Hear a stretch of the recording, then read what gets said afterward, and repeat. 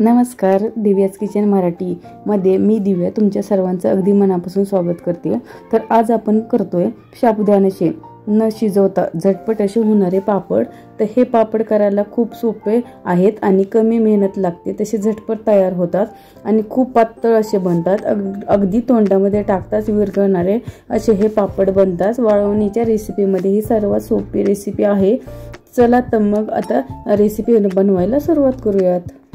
तर इथे मी एका बाउलमध्ये 1 वाटी साबुदाणा घेतलेला आहे। तो हा साबुदाणा आहे तो आपल्याला 2 ते 3 पाण्याने स्वच्छ असा धुवून घ्यायचा आहे।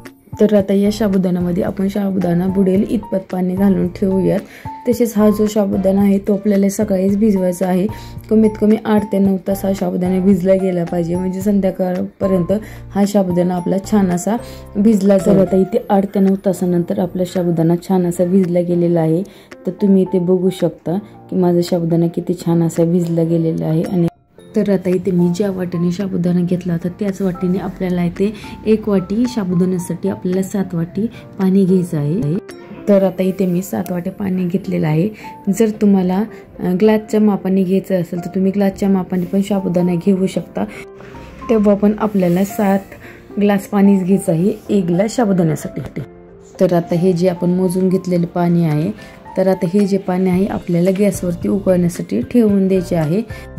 तर आता इथे आपल्याला पाण्याला 1 उकळी येऊ द्यायची आहे।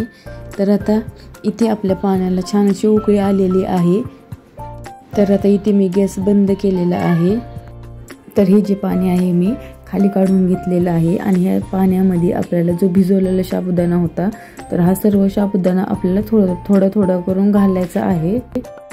तर हा सर्व साबुदाणा आपण व्यवस्थित असा मिक्स करून घेऊयात आणि हा साबुदाणा आपल्याला ह्या गरम पाण्यामध्येच रात्रभर असा भिजत ठेवायचा आहे। तर या साबुदाण्यावरती मी 1 ताट झाकून ठेवलेलं आहे। तर तुम्ही इथे बघू शकता मी रात्रभर हा साबुदाणा गरम पाण्यामध्ये भिजवलेला होता, तो किती छान असा मोठा असा फुगलेला आहे। तर तुम्ही ते बघू शकता। तसेच आता हा जो साबुदाणा आहे तो आपल्याला मिक्सरच्या भांड्यामध्ये थोडं घेऊन वाटून घ्यायचा आहे। तर आता हा जो साबुदाणा आहे तर त्या साबुदाण्याला आपल्याला शिजवून घ्यायचे नाही, तर आहे तसाच तो साबुदाणा आपल्याला मिक्सरच्या भांड्यामध्ये थोडं घालून एकदम बारीक अशी त्याची पेस्ट करून घ्यायची आहे। तसेच तो साबुदाणा बारीक करताना आपल्याला त्यामध्ये वरतून पाणी घालायची गरज नाहीये। तर तुम्ही इथे बघू शकता मी साबुदाण्याची एकदम बारीक अशी पेस्ट करून घेतलेली आहे। तर तुम्ही इथे बघा। तर अशाच पद्धतीने बाकीचा जो साबुदाणा राहिलेला आहे त्या सर्व साबुदाण्याची आपण इथे पेस्ट करून घेऊयात। तर या पद्धतीने मी इथे पेस्ट करून घेतलेली आहे। तसेच यामध्ये आपल्याला वरतून पाणी टाकायची पण गरज नाहीये। तर आता इथे माझे सर्व साबुदाणा वाटून झालेला आहे। तर तुम्ही इथे बघू शकता। त्यामध्ये आता आपण मीठ घालूयात। तर कधी पण एक गोष्ट लक्षात ठेवा, जेव्हा आपण उन्हाळा काम आपल्या घरी बनवतो तेव्हा त्यामध्ये आपण जसं नेहमी चवीनुसार मीठ टाकतो त्या मिठापेक्षा थोडंसं कमी मीठ आपल्याला या उन्हाळा कामामध्ये घालायचं आहे। कारण की कधी काय होतं की उन्हाळा कामामध्ये वाळवून निघाल्यानंतर त्या पापड्या परत खारट लागतात, त्यामध्ये मीठ उतरते। त्यासाठी आपल्याला थोडंसं कमीच मीठ आपल्याला वाळवणीच्या कुठल्याही पदार्थामध्ये घालायचं आहे। तर आता इथे मी पळीच्या साहाय्याने प्लॅस्टिकच्या कागदावरती ते पापड्या घालत आहे। तर तुम्हाला तुमच्या आकारानुसार कमी जादा तुम्ही पापड्या छोट्या मोठ्या घालू शकता, परंतु या पापड्या जास्त फुगल्या जातात त्याच्यासाठी तुम्ही छोट्याच पापड्या घालावा। त्यासाठी मी ते छोट्याच पळीचा पण वापर केलेला आहे। तर तुम्ही इथे बघू शकता मी कशा पद्धतीने पापड्या घालत आहे आणि त्या पापड्याचा कलर पण किती छान असा आलेला आहे। आणि आपल्याला काहीच म्हणजे उठा ठेव न करता आणि न शिजवता पण ह्या पापड्या एकदम मस्त आणि एकदम खमंग लागतात, चविष्ट अशा लागतात। तर आता इथे माझे सर्व पापड्या घालून झालेल्या आहेत। तर या पापड्या आता 2 दिवसासाठी आपण उन्हामध्ये ठेवून देऊयात। आणि जर कडक ऊन असेल तर या पापड्या एका दिवसामध्ये पण सुकल्या जातात। तसे जर तुमच्या घरामध्ये ऊन जर नसेल, म्हणजे कधी काय होतं पावसाचं वातावरण आहे सध्या, तर तुम्ही ह्या फॅन खाली पण ह्या पापड्या सुकवू शकतात, कारण की ह्या पापड्या एकदम पातळ होतात, त्यामुळे त्याला उन्हाची पण गरज लागत नाही।